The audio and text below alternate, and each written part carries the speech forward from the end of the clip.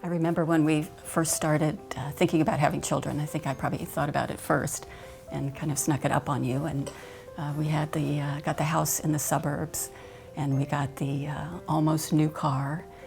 And so then eventually we agreed we would have children, and we got pregnant, and we knew it was going to be a girl. And I thought about what it would be like when she went to kindergarten, and I thought about what it would be like when she had her first date, and would I like the boy, and what would the prom be like. And I daydreamed about those kind of things, playing sports and doing all of that kind of stuff.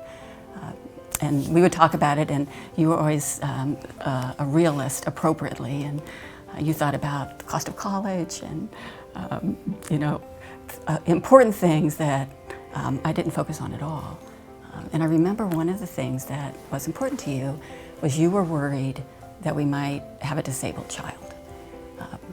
And I just thought that that was absurd, and I think I told you that the risk of that was so low, it was unimaginable, and it couldn't possibly happen to us. And so, we went along and had a normal pregnancy and the normally painful delivery, and things seemed to be going okay. I didn't notice too much was wrong. There were some signs, but I didn't really notice them. But it turned out that what at the time seemed unimaginable did happen.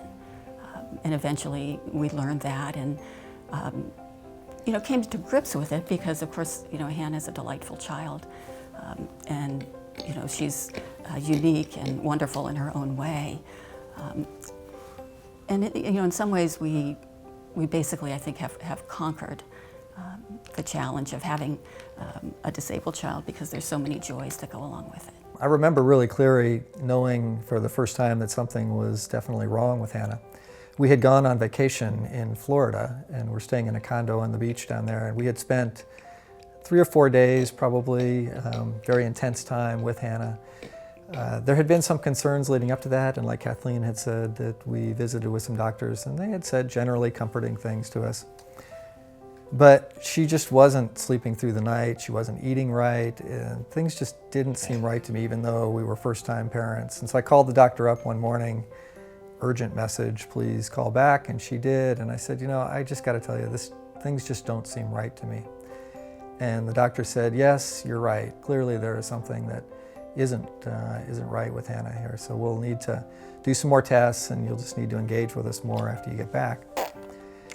So even though I had this sense that something was wrong up until then, it was really different being told that something was wrong. And I think that was the first moment at which we really had to confront the fact that our dreams would not be realized the way that we had thought they would be realized, although we had no real way of knowing how things would play out.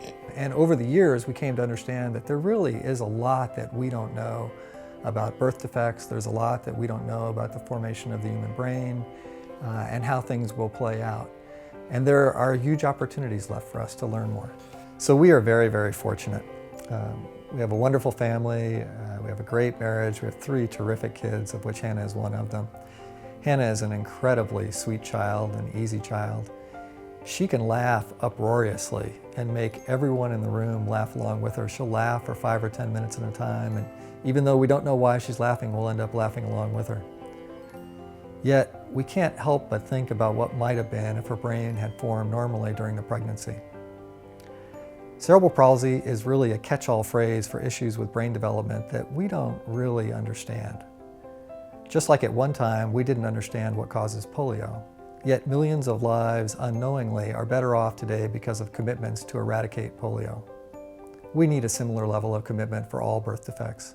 Hannah continues to teach us many things about the strength of family, the pleasure of a simple hug, the joy of a first smile, and the preciousness of any life. But if we could change Hannah's history and her future, we would.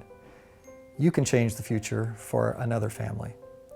Every day, March of Dimes works to find the causes and cures for premature births and birth defects.